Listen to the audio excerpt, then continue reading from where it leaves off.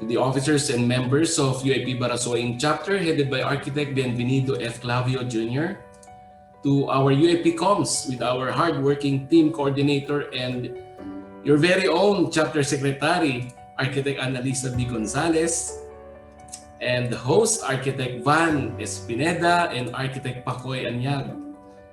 To our Deputy Chairman of the Committee on Land and Building Management, Architect Al Gonzalez.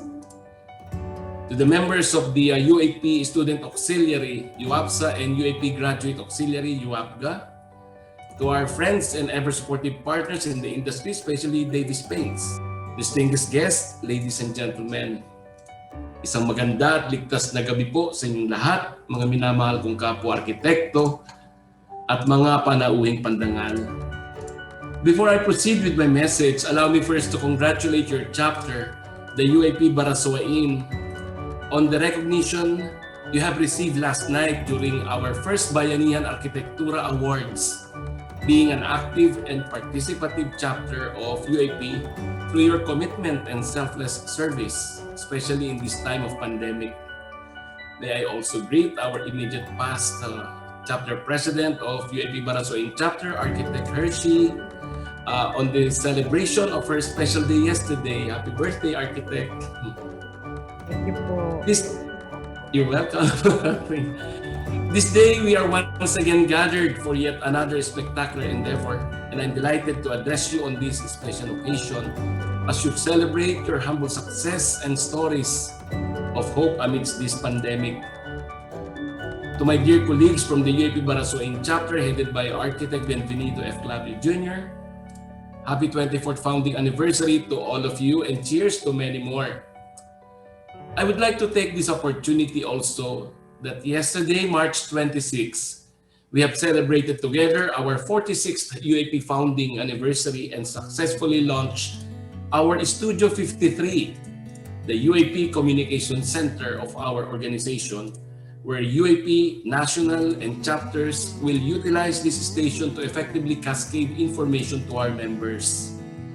And we are very thankful and grateful as well for having a veteran and multi-awarded broadcast journalist, Mr. Ted Filon, who graced this special event of the UAP. Also this year, we're not only rejoicing special occasions, but we are also celebrating as well the 100 years of the architecture profession in the Philippines. A year-long celebration and truly an exciting milestone that is worth commemorating.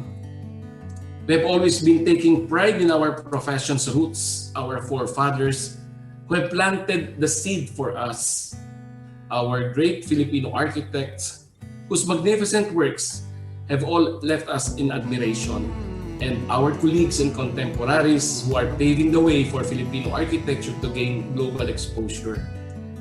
But this year gives us a whole level of renewed strength, motivation, and inspiration to keep us moving forward as a united profession, to take our industry to a greater heights, to elevate our skills, develop our core competencies, and continue proving to the world how great a Filipino can be in terms of builds and design.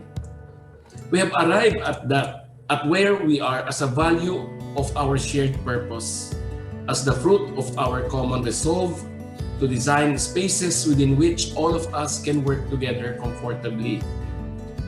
The United Architects of the Philippines, through this fiscal year's core theme of member first policy, good governance, and noble leadership, is driven towards the goal of keeping the architecture profession in the country strong and alive.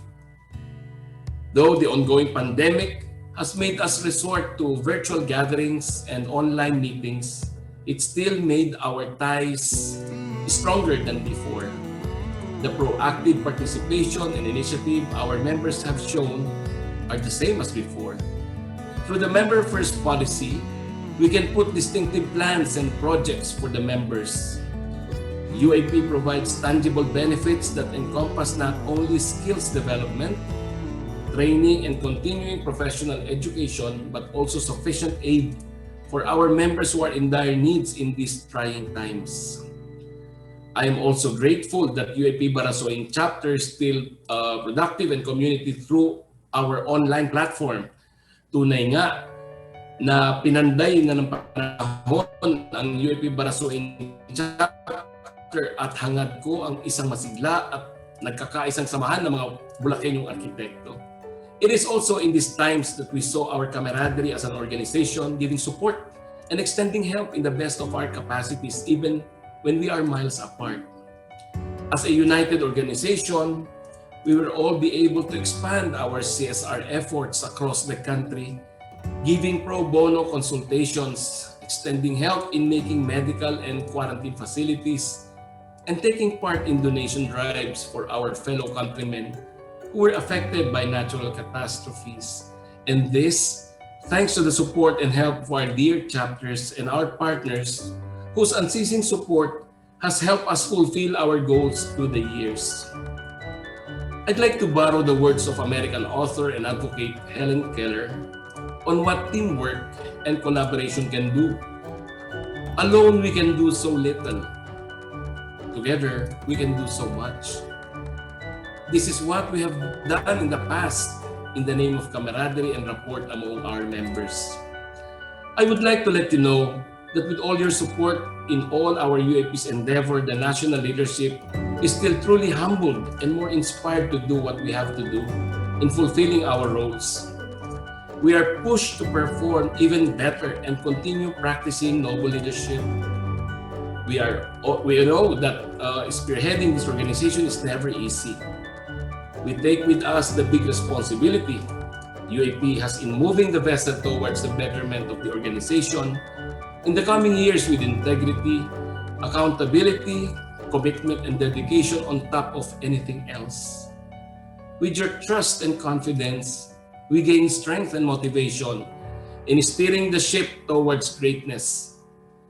Your confidence to this leadership is a green light that we are doing this right and we are heading the right path. With this, I would like to reiterate our call of encouraging every one of you to join us in UAP's endeavor, as all of these are for all of us. We urge you to actively participate in all the UAP's activities, take part in advocacy campaigns that benefit the interests of our profession. Also, I would like to highlight the importance of taking part in joining our call of upholding the laws that govern and protect the profession we dearly love. This coming April 22 to 24, I invite all of you to grace our first ever UAP National Convention through hybrid virtual platform. Together with our Committee on National Convention directed by Architect Markel Cesar A. Luna, with the SNAPCON team under the guidance of our Commission on Convention, Assemblies and Exhibits Executive Director Architect Antonio Valdez. This year's UAP National Convention on April 22 to 24, 2021 is one of the largest and biggest gathering of UAP members in today's digital world.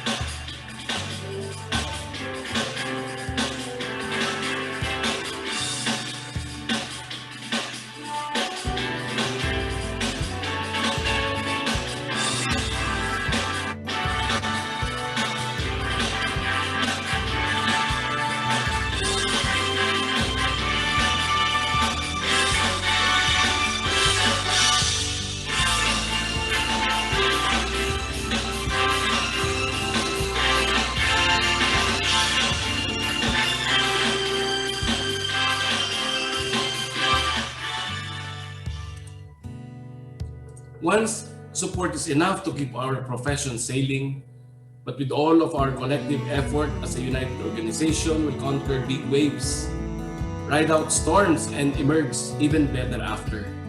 I am optimistic that all our endeavors in UAP will be a success, especially this year's big celebration that symbolizes the culmination of all the great things that Philippine architecture has achieved in the past 100 years. And on this very special occasion of your chapter, I would like to wish the 24th anniversary celebration of UAP Barasoain chapter a fruitful gathering and many more brilliant milestones to come. Before I end this message, Please remember to include in your prayers our colleagues who are in battle against COVID-19 virus, especially our Area A Vice President, Architect Alfred Joffrey C. Carandang. Please include him in your prayers, and our Committee on Bylaws Chairman, Architect Pedgy Cipriano. Always keep safe, my dear colleagues, and keep safe and healthy for your families and loved ones. Congratulations, UAP Barasoain Chapter. Mabuhay ang UAP. Mabuhay ang magigiting na Bulakenyong arkitekto. Maraming salamat po.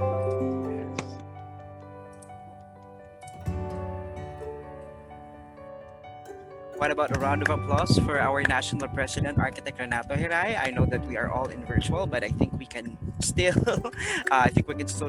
give him a round of applause. All right. Thank you so much, sir, for that inspiring message, rather. And also, we'd like to give you the certificate of appreciation. Certificate of appreciation is hereby presented to Architect Renato Heray, FUAP AAF RRIA PALA IFLA, for his valuable insights as guest speaker given this 27th day of March 2021 at Pagpapanday, ika-24 na taong anibersaryo ng paghubog sa matatag na UAP Barasoain Chapter and 5th General Membership Meeting via Zoom. This certificate is signed by our Chapter President, Architect Bienvenido F. Clavio, Vice President for Programs and Development, Architect Casper Payongayong, Vice President for Operations, Architect Jose Marie P. De Leon, and our Chapter Secretary, Architect Annalisa B. Gonzalez. And I believe that this certificate, as well as our token of appreciation, was handed over to NP Rene last night during the Bayanihan Arkitektura Awards ceremony. All right, and sir, in behalf of the... Yes, sir? Yeah, maraming salamat. Maraming salamat. Ang ganda. I treasure this one. It's a treasure. Thank you. Thank you. Yes. Thank you, You are NP. most welcome. Ayan. Thank you, NP. And sir, Yes, Pres. also, in behalf of the officers and board of directors and the whole UAP Barasoain, we would like to thank you for the Bayanihan award received by the chapter last night, and of course for trusting some of our members, myself included, to be a member of some of the national committees. And sir, the national organization, with your leadership, you can expect our whole support, of course, from all of the officers and the whole UAP Barasoain chapter. Sir, you have our support, sir, for all the programs and activities for the organization. Thank you. Maraming salamat. Thank you po. Thank you, NP, for your support. Thank you. Yeah, salamat, Pres. Thank you.